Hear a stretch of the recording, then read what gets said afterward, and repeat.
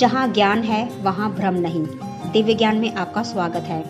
आज का गीता ज्ञान भगवद गीता सार अध्याय 4 श्लोक 42।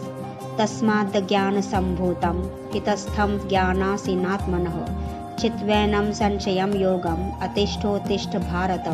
अर्थ, हे अर्जुन, इसलिए अपने हृदय में बैठे अज्ञान से उत्पन्न संशय को ज्ञान रूपी तलवार से काट डालो, योग में स्थित हो जाओ और अपने कर्तव्य के लिए खड़े हो जाओ। यह अध्याय 4 का अंतिम श्लोक है और इसमें भगवान श्री कृष्ण अर्जुन को एक बहुत महत्वपूर्ण संदेश देते हैं। अर्जुन युद्ध भूमि में खड़े हैं, लेकिन उनका सबसे बड़ा शत्रु सामने खड़ी सेना नहीं है। उनका सबसे बड़ा शत्रु है संशय अर्थात शक। जब मनुष्य के मन में लगातार संदेह रहता है तब वह सही निर्णय नहीं ले पाता।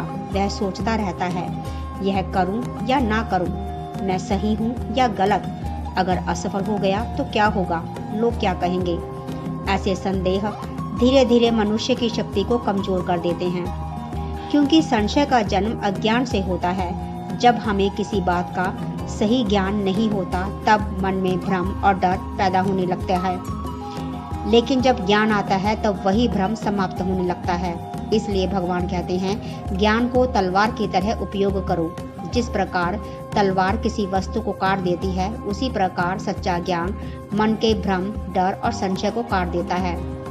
भगवान केवल ज्ञान सुनाने के लिए नहीं आए थे, वह चाहते थे कि अर्जुन उस ज्ञान को जीवन में उतारे।